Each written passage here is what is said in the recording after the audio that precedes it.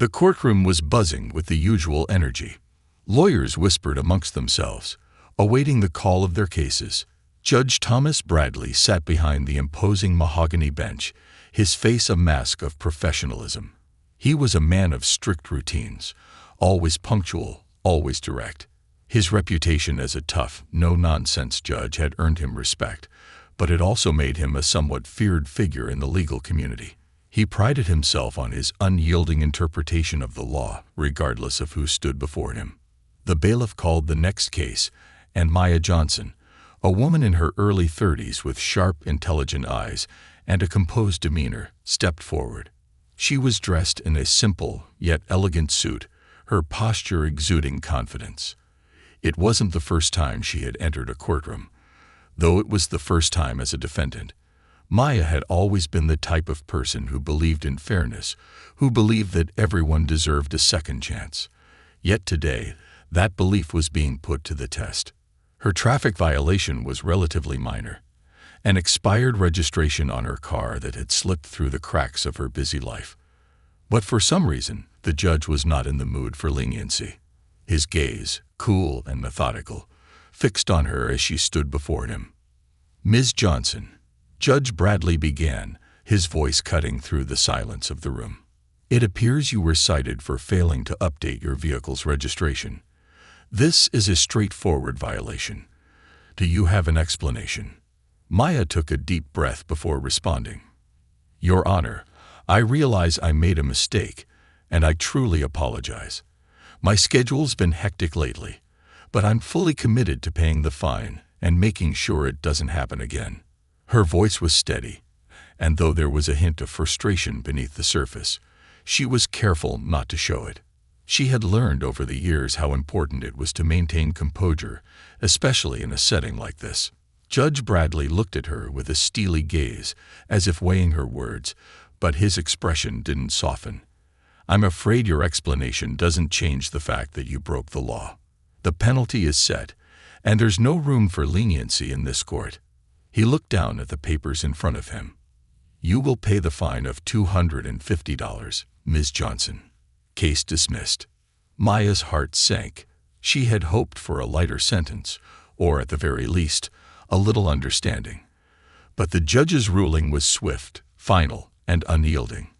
As she left the courtroom, she couldn't shake the feeling that something wasn't right. She wasn't just another defendant in the judge's eyes. She was someone who had spent years fighting for justice, someone who worked tirelessly to create fairer systems for people like her. And yet, in this moment, none of that mattered. As she walked down the courthouse steps, the weight of the fine felt heavier than it should have.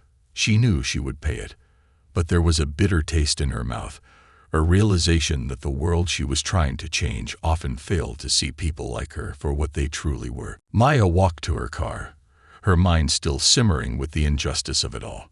She tossed her purse onto the passenger seat and sat in silence for a few moments, staring out of the windshield. The morning's events were like a bad dream, one where she was just another nameless face caught in the grind of a system she was tirelessly working to improve. She was no ordinary person, yet today, in that courtroom, she felt invisible. But Maya wasn't just any person. Beneath her composed exterior and professional attire lay a woman of profound influence. While her interaction with Judge Bradley had been one of the many fleeting encounters people often have with the law, Maya's work was far from ordinary.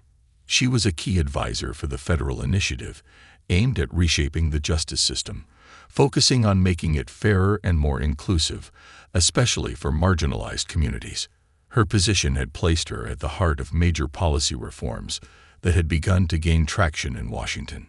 Maya had spent countless hours working alongside senators, judges, and activists, drafting policies that sought to address racial disparities, overhaul sentencing guidelines, and push for more restorative justice practices.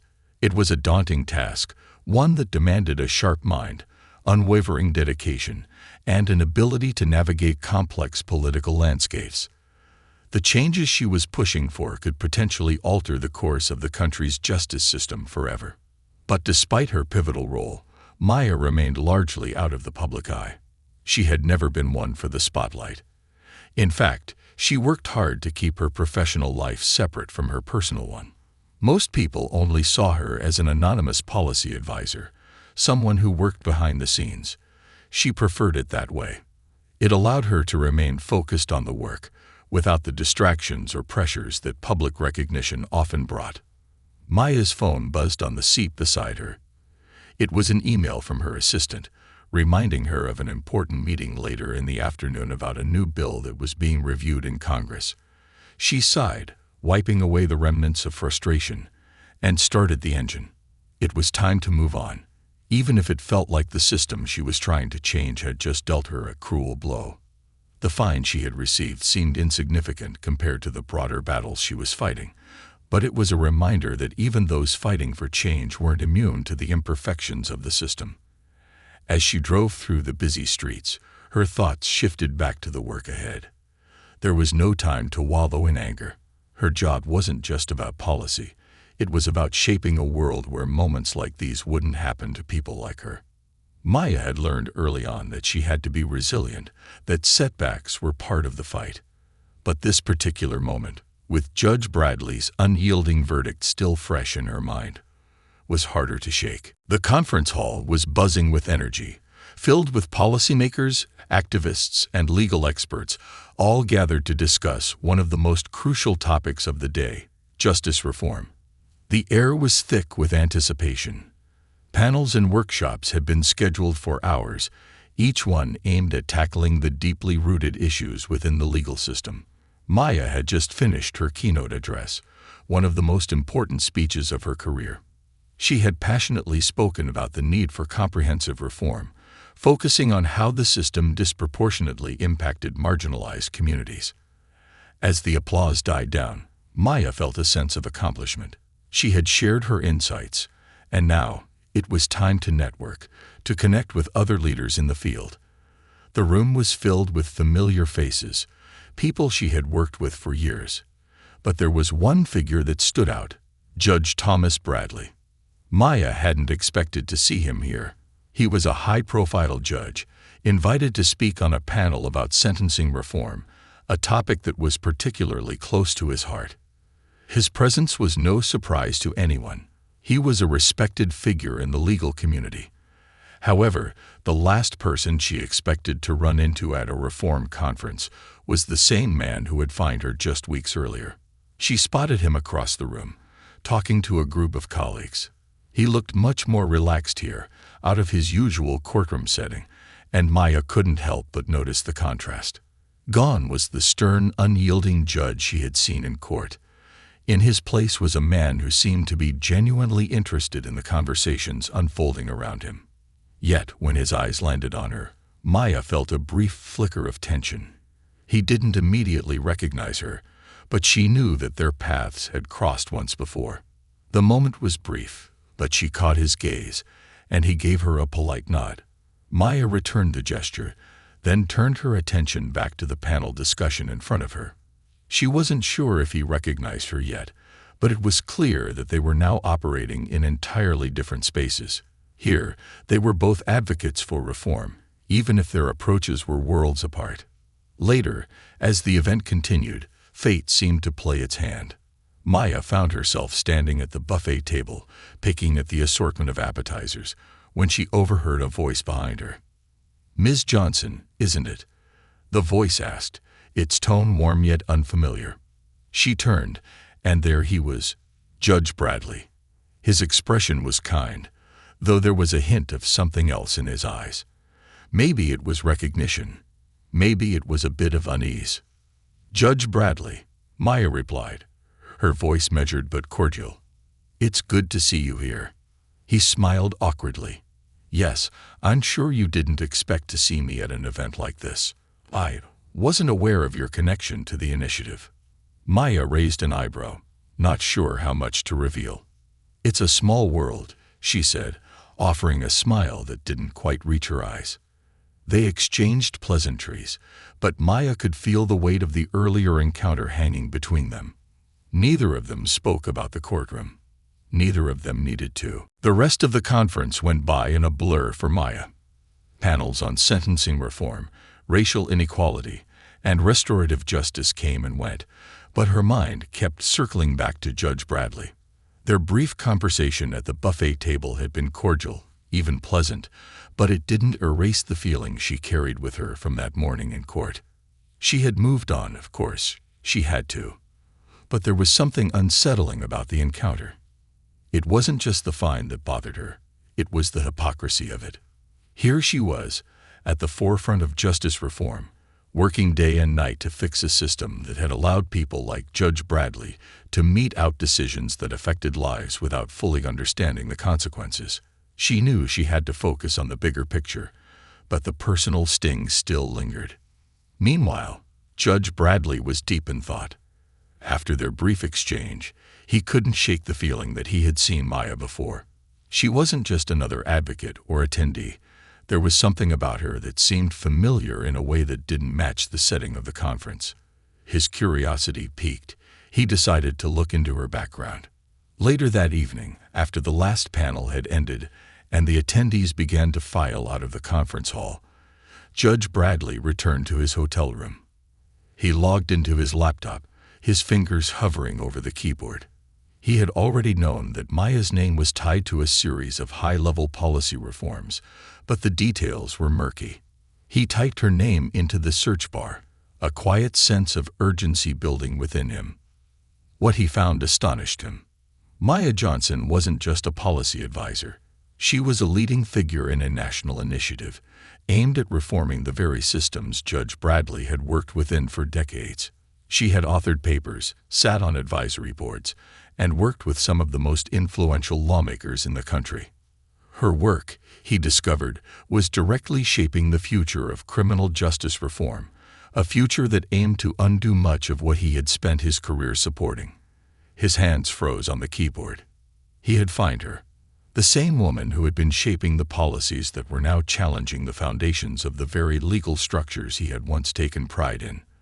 The realization hit him hard. He thought back to their interaction in court. He had dismissed her with little more than a glance, a curt ruling, and a fine. To think that the person standing before him, seeking fairness, was one of the key drivers behind the changes he was supposed to enforce. It felt jarring. Judge Bradley's mind raced as the weight of his actions settled over him. How could he have been so unaware? Judge Bradley couldn't shake the weight of the discovery. The more he thought about it, the more he realized how little he had understood about the implications of his own decisions. He had always prided himself on being impartial, on sticking to the letter of the law, but now, with the knowledge of who Maya truly was, he felt like a man who had missed the bigger picture. He wasn't just dealing with a simple traffic violation. He had dismissed a person whose influence reached far beyond his courtroom. That evening, as the events of the day swirled in his mind, Bradley found it increasingly difficult to sleep. The guilt gnawed at him. He kept replaying that moment in court, recalling the way Maya had stood before him. Calm, composed, yet clearly more than just another defendant. The realization was sharp. He had treated her like any other case, not recognizing her importance or the work she was doing to fix the very systems he upheld. By morning, he knew he couldn't let it go. He needed to make things right. Sitting at his desk, Judge Bradley composed a letter. The words came slowly at first, then with increasing clarity. He wanted to acknowledge his mistake, to offer an apology that went beyond a simple formal gesture. His letter needed to convey not only regret, but also an understanding of the broader implications of his actions. He began, "Dear Ms. Johnson, I am writing to offer my sincerest apologies for my conduct during our recent court appearance. Upon further reflection, I realized that my handling of your case was not just a procedural mistake, but an unfortunate oversight. I failed to recognize who you are and the immense work you are doing to shape the very system I have spent my career upholding. I take full responsibility for my actions and would like to express my deep respect for the work you do in criminal justice reform. Please know that I am committed to learning from this experience and will work to ensure that it does not reflect my future decisions on the bench. I hope you can accept my apology, and I would be grateful for the opportunity to speak further on how we might contribute to meaningful change together." He paused after finishing the letter, reading it over and over. It was more than just an apology. It was an invitation to engage, to understand, and to make amends in the only way he knew how, through action. After signing the letter, Bradley hesitated only for a moment before mailing it off. The weight didn't immediately lift, but at least now he had made an effort to reconcile his past mistake. He knew that Maya had the power to ignore it, to dismiss him just as easily as he had dismissed her. But he also knew that if she chose to accept, it could be the start of something bigger than either of them could have imagined. As he dropped the envelope in the mailbox, Bradley realized that the journey ahead wasn't just about undoing a mistake. It was about learning, growing, and understanding the power of empathy in a role that often demanded distance. The letter had been sent, and Judge Bradley was left to wait. He couldn't control the outcome, but the act of reaching out had lifted some of the weight from his shoulders. Still, it was difficult to focus on anything else. The next few days passed in a blur of routine court cases and meetings, but Maya's name kept creeping into his thoughts. What if she didn't respond? What if his apology wasn't enough to repair the damage he had caused? He found himself checking his email more frequently than usual, waiting for a reply. He knew Maya had every right to ignore him, to dismiss his apology as nothing more than a PR gesture. But part of him hoped she might see it for what it was, an honest attempt to right a wrong. Meanwhile, Maya had received the letter, and though it wasn't something she had expected, it wasn't a complete surprise. She had sensed something different about Judge Bradley during their brief conversation at the conference. It wasn't just the guilt written in his words, but the recognition in his eyes, a realization that the world he had lived in for so long was more complex than he had imagined. At first, Maya was hesitant to respond.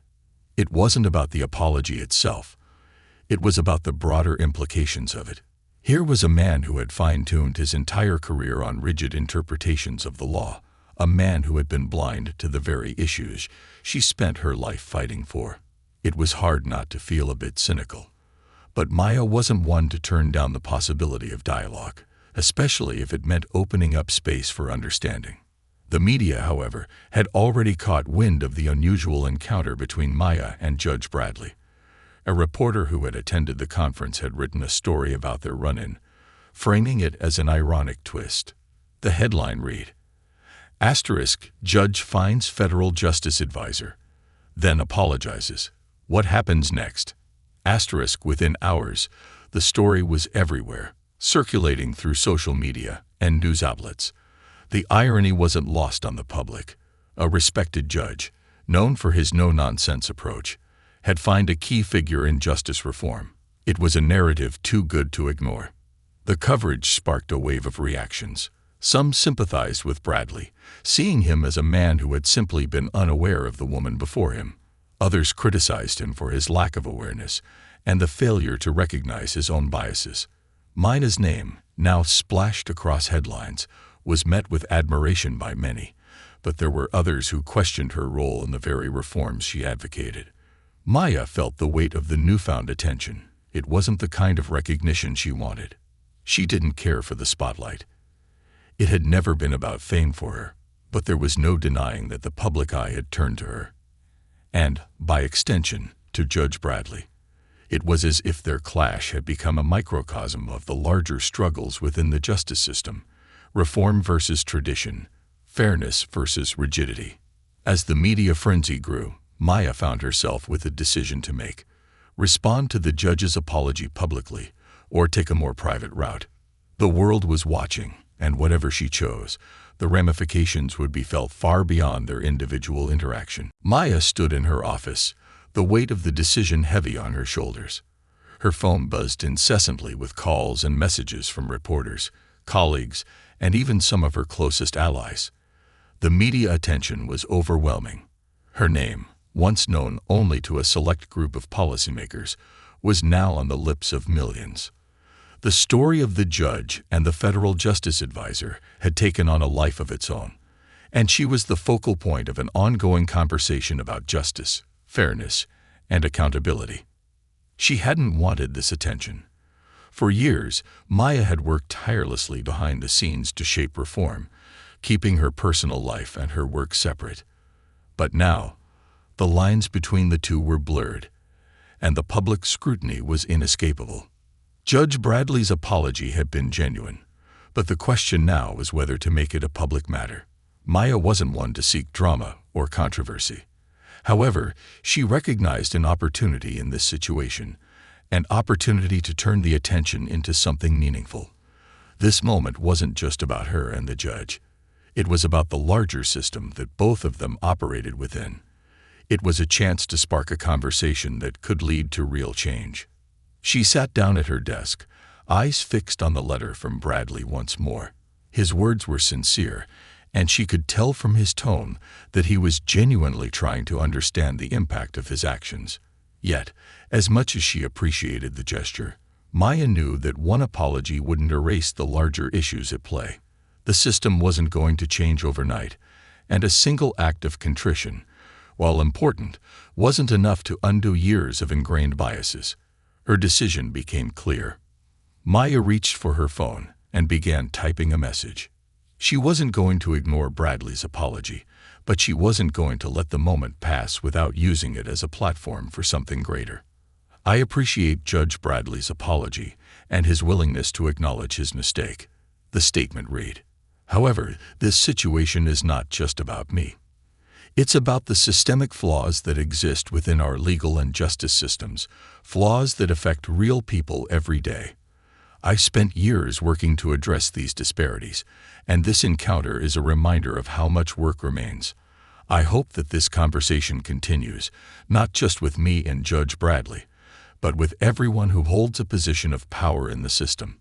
It's time for all of us to reflect, learn, and act on what needs to change. She paused before hitting send, letting her words sink in. This was the moment to shift the narrative.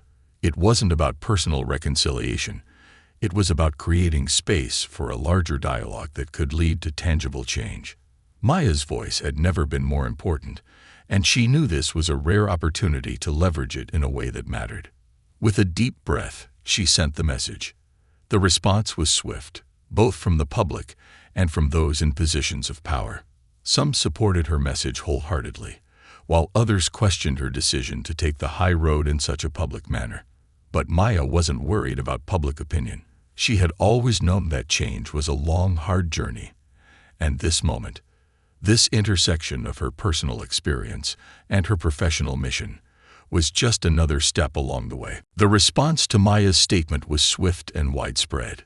News outlets ran with it, politicians commented on it, and social media erupted in debate. Some praised her for using the situation to spotlight the systemic issues plaguing the justice system, while others criticized her for making a personal matter into a public spectacle. But Maya didn't concern herself with the noise. She had a bigger picture in mind, one that had always been her focus: reform. As the days went by, Maya found herself in the spotlight in ways she hadn't anticipated.